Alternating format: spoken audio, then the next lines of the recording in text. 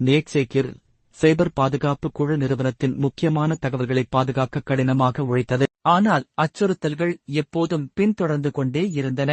தரவு திருட்டிலிருந்து சைபர் உளவு செயல்கள் வரை வெவ்வேறு நோக்கங்களுடன் தாக்குதலை நிகழ்த்த முயன்றனர். இதோ நேக்சேக்கிர் தனது மிகப்பெரிய சைபர் பாதுகாப்பு சவால்களை எவ்வாறு எதிர்கொண்டது என்பதற்கான கதை. நெட்செக்யூர் இல் சைபர் பாதுகாப்பு குழு நிறுவனத்தின் முக்கியமான தகவல்களை பாதுகாக்க கடினமாக உழைத்தது.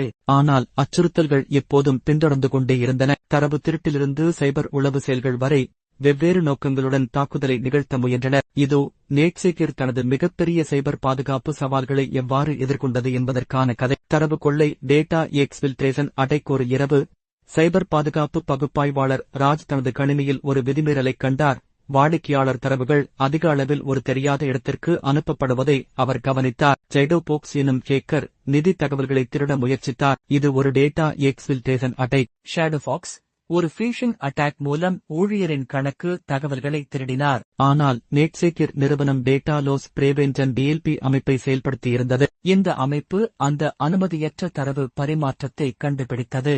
தரவு பாதுகாப்பாக இருக்கிறது, ஆனால் நம் பாதுகாப்பு இன்னும் வலுப்படுத்தப்பட வேண்டும் என ராஜ் கூறினார். மௌன உளவியல் எஸ்பியோனாஜ் அட்டாக். சில நாட்கள் கழித்து ஒரு போட்டி நிறுவனம் சைபர் மெர்சனரிகளை பணியமர்த்தி நேக்சேக்கிர் மீது எஸ்பியோனாஜ் அட்டாக் நடத்த முற்பட்டது. அவர்கள் வலுவான மால்வேர்களை பயன்படுத்தி பாதுகாப்பு அமைப்புகளை தாண்டி நிறுவனத்தின் முக்கியமான ஆராய்ச்சி தரவுகளை திருட முயன்றனர். இன்ட்ரூஜன் டிடெக்ஷன் சிஸ்டம் ஆல்டேஜ் மூலம் நேக்சேக்கிர் பாதுகாப்பு குழு உடனடியாக ஊடுருவலை கண்டுபிடித்தது. ஆனால் முக்கியமான தரவுகள் ஏற்கனவே நகலெடுக்கப்பட்டிருந்தன.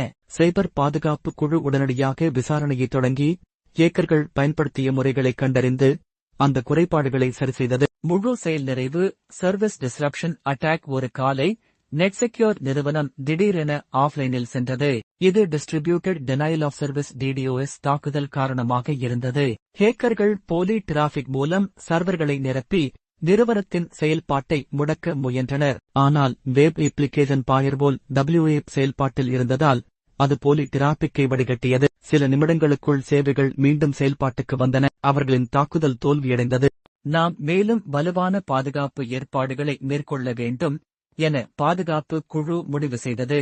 மிரட்டல் மற்றும் பணவசூல். Blackmail attack. ஒரு காலை டார்க்ஹண்டர் என்ற குற்றவாளி மின்னஞ்சல் மூலம் மிரட்டல் விடுத்தான். டார்க்ஹண்டர் முக்கிய ஊழியர் தரவுகளை திருடி பணம் கேட்டு மிரட்டினான். இது ஒரு பிளாக்மெயில் அட்டாக். ஆனால் நேக்சேக்கிர் தனது இன்சிடென்ட் ரெஸ்பான்ஸ் உடனடியாக நேக்சேக்கிர் ஒரு திடீர் திருப்பத்தில் சைபர் ஜஸ்டிஸ் எனும் ஆக்டிவிஸ்ட் குழு அரசியல் நம்பிக்கைகளால் தூண்டப்பட்டு நேக்சேக்கிர் இணையதளத்தை துன்புறுத்தியது. அவர்கள் நிறுவனம் மீது உண்மையான தகவல்களை மறைப்பதாக குற்றம் சாட்டினர். ஹேக்கர்கள் தங்கள் கருத்துக்களை பரப்ப இணையதளத்தை சேதப்படுத்தினர்.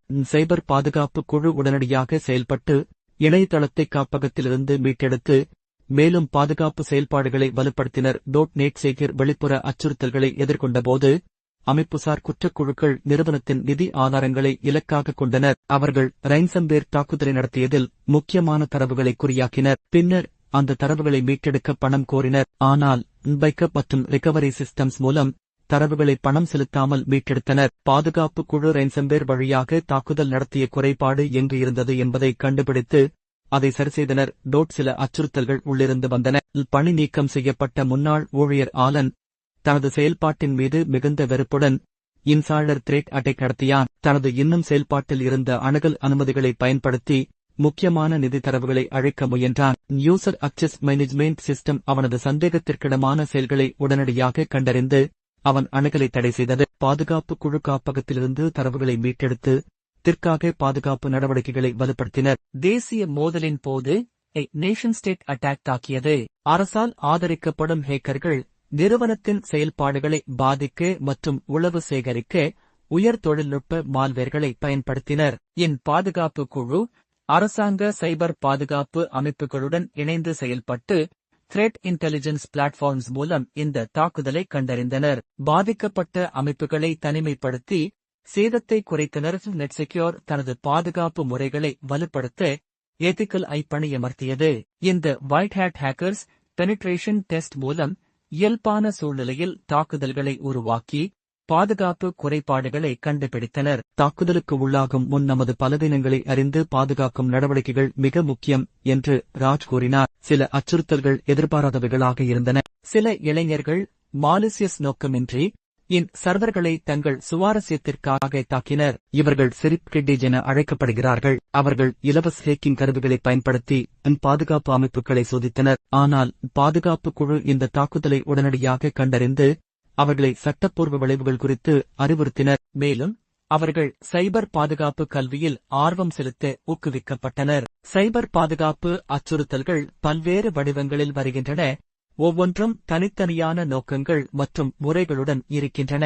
தரவு திருட்டு, உளவு சேகரிப்பு, சேவை மறுக்கல் மற்றும் விரட்டல் போன்ற தாக்குதல்கள் நெட்செக்யூர் கோர் போன்ற நிறுவனங்களுக்கு தொடர்ந்து சவால்களை உருவாக்குகின்றன. அமைப்புசார் குற்றக்குழுக்கள், தேசிய அரசாங்க ஹேக்கர்கள் அல்லது உள்ளக துரோகிகள் என எந்த வகை அச்சுறுத்தலாக இருந்தாலும் அவற்றை புரிந்து கொள்வதன் மூலம் நிறுவனங்கள் திறம்பட பாதுகாப்பு நடவடிக்கைகளை செயல்படுத்த முடியும். நெட்செக்யூர் பல அடுக்கு பாதுகாப்பு கட்டுப்பாடுகள், தொடர்ச்சியான கண்காணிப்பு மற்றும் முன்னெச்சரிக்கை நடவடிக்கைகள் மூலம் இந்த அச்சுறுத்தல்களை வெற்றிகரமாக சமாளித்து தனது முக்கியமான தகவல்களை பாதுகாத்தது. இந்த தாக்குதல்களிலிருந்து கற்றுக்கொண்ட பாடங்கள் சைபர் பாதுகாப்பு நிலையை மேலும் வலுப்படுத்தின. மாறிவரும் டிஜிட்டல் சூழலில் எச்சரிக்கையாகவும் முற்றிலும் தயாராகவும் இருப்பது முக்கியம். தரமான பாதுகாப்பு நடவடிக்கைகளில் முதலீடு செய்யும் நிறுவனங்கள் மற்றும் சைபர் பாதுகாப்பு விழிப்புணர்வு கலாச்சாரத்தை ஊக்குவிக்கும் நிறுவனங்கள் எதிர்காலத்தில் ஏற்படும் எந்த சைபர் அச்சுறுத்தலுக்கும் திறம்பட எதிர்கொள்ளும் ஆற்றல் பெற்றிருப்பார்கள்.